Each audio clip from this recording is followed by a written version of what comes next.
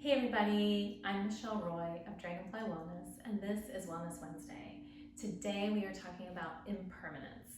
So this is kind of picking up on what we were talking about last week when I was describing being in the midst and making peace with uncertainty. And so impermanence is it's what follows that. And it's when we contemplate, as our Buddhist teachers would teach us, we contemplate impermanence. And impermanence is all around us. Change is truly the only constant, right? Nothing is permanent in this world, in this lifetime. Nothing lasts forever. It might be a long time. You might have some treasured object for a lot of years, but eventually it ages and starts to disintegrate, right? And that's true of everything in our lives. There's so much impermanence around us that we really aren't paying attention.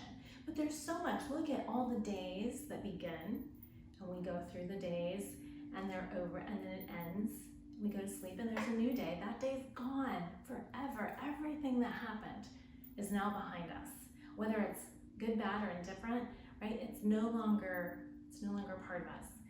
And we can anticipate some new delight, right? That's taking the place of something that we may have treasured and lost, whatever that might be, right? Every day is a new day of discovery. And this impermanence that happens around us, even in the emotions, right? Some people really suffer by holding on to certain emotions.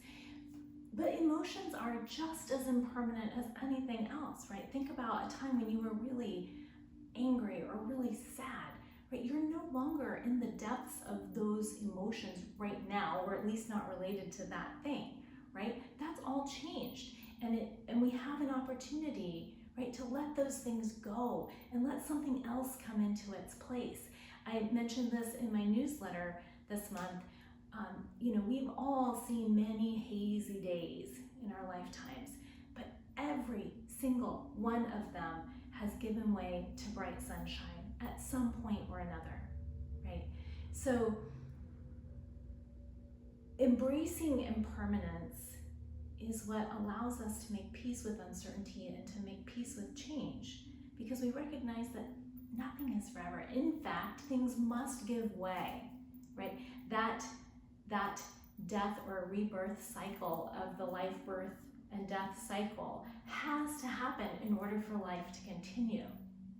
And Thich Nhat Hanh likes to say, because of impermanence, everything is possible. And it's true. Our children, if we wanted to keep our children little, they would never grow into adults and start contributing to the world. If a seed didn't die by turning into a plant, we would never experience the beauty of that flower or that tree. This cycle must continue, this cycle of impermanence. And us embracing the impermanence takes away the fear of loss, ideally, right? If we can really make that part of our practice where we recognize that everything is fleeting. And that's why the present moment is so important. To be present with what is right in front of you right now. Whether that's your work, whether it's creativity, whether it's your friend, your partner, your child, your pet, whatever it is, in each moment, be right there for it. Even if it's a task that you're not really looking forward to, that's okay. Give it 100% of your attention, because guess what? It's gonna be over soon. I was teaching this in my yoga class on Saturday, this past Saturday, right? If you're loving the pose, don't attach to it, because it's going to be over soon. And if you're hating the pose, don't attach to that either, because it's going to be over soon. Just allow yourself to have the experience. And if it is uncomfortable in some way, explore where that's coming from. Is it a physical thing? Is it triggering something inside of you? Just notice, and then we move on to the next thing, right? And it is continually changing when we can embrace this impermanence, the impermanence of life. We resist less.